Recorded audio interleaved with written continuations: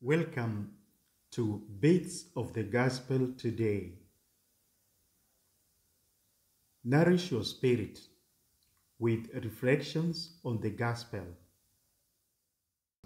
Today we are reflecting on the Holy Gospel according to John, chapter 3, verse 1 to 8.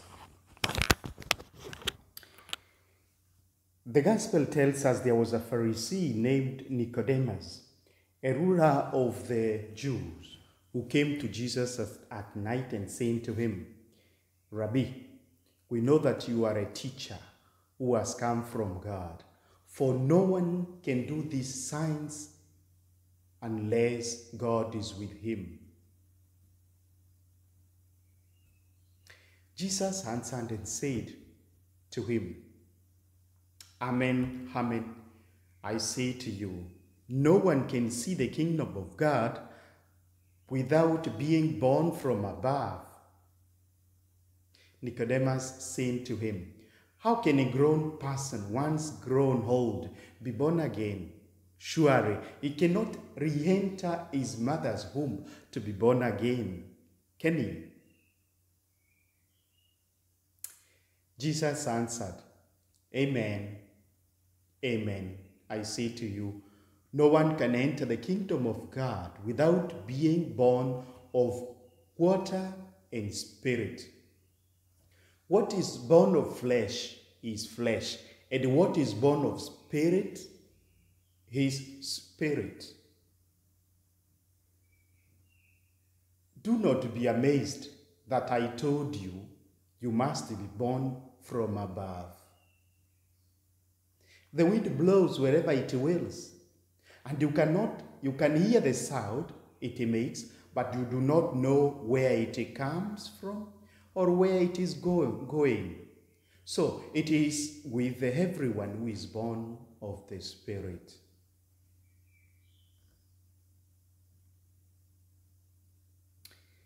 That of Nicodemus and Jesus is a unique learning experience. After the description of Jesus' relationship with the Jews, the Gospel of John introduces the character that is typical representative of them, Nicodemus.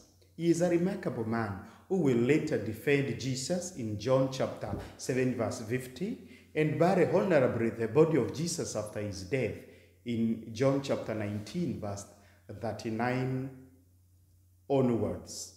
Nicodemus is presented as a good Jew, an honest man. Some night activities is actually blessed if the company you have is Jesus.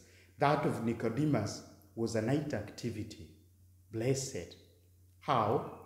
Let's see.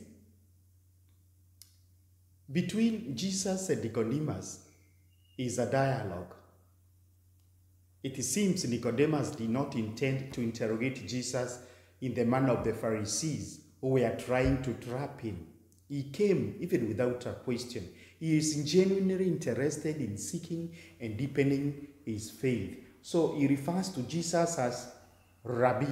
He is wise too, capable of reading in the signs that Jesus is performing the heart of God.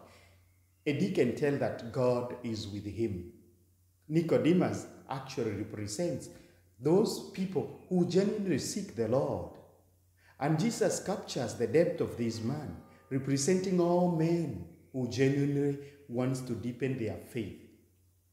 He sees his thirst for truth, that truth that sets free. John chapter 8 verse 32.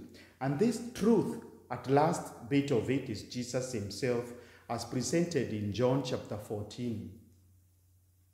The encounter between Jesus and Nicodemus takes place at night, perhaps for the fear of Jews, but perhaps because the rabbis studied the law at night. I like this second one.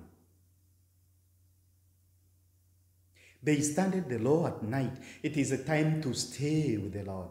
But more likely to the reference of the night is intended to allude to the darkness of disbelief by Nicodemus.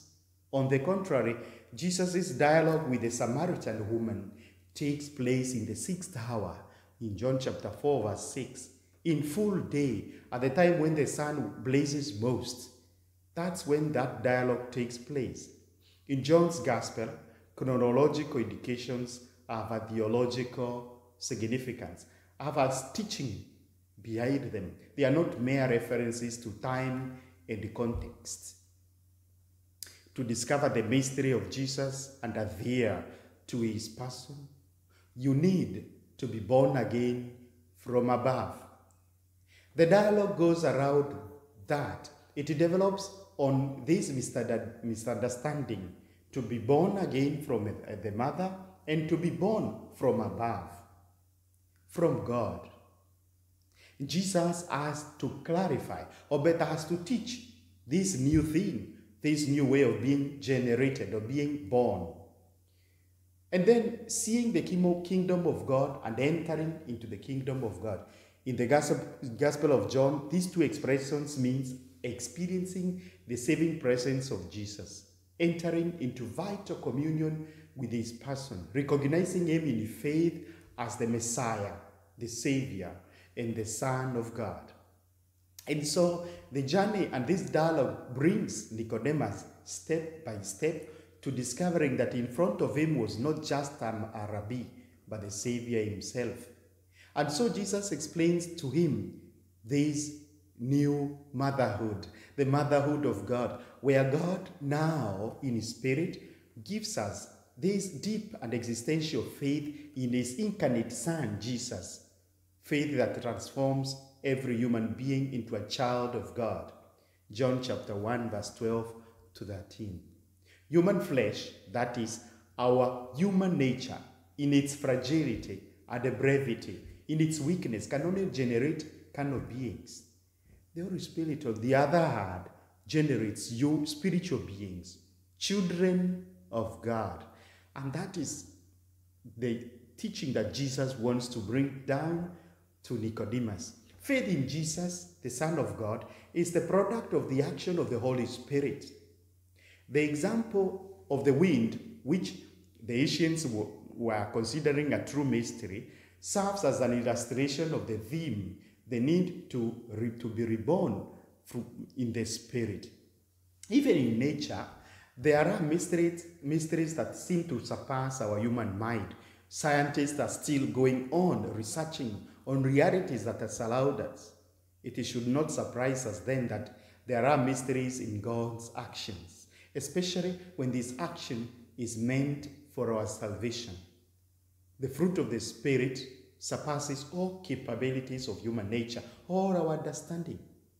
God's children transcend the mere flesh, the outlook, the outward look, because just like the laws of nature hidden behind every action that we see in the world, so are the actions that God really take in order to make sure that each child of his receives his true identity, that of being the son and the daughter of God.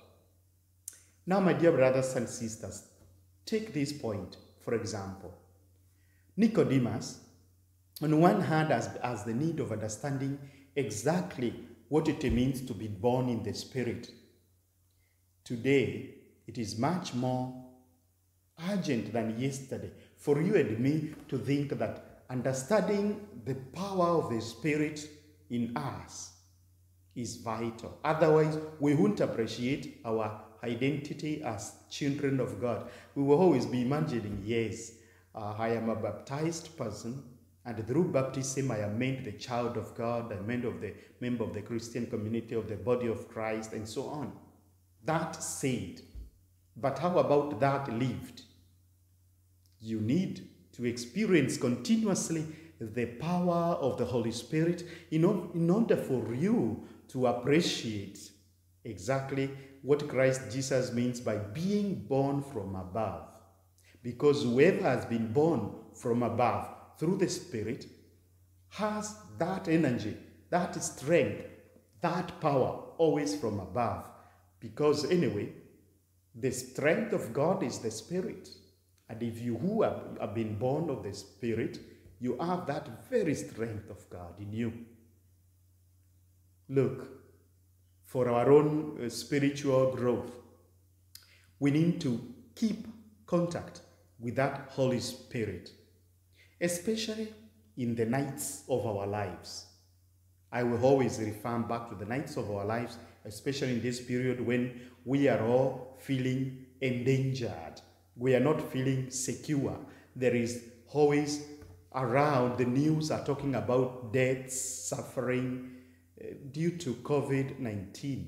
And so it is good for us to remember we are, yes, fragile because born of the flesh, but we are also strong because born of the Spirit. And that's the base of the gospel today.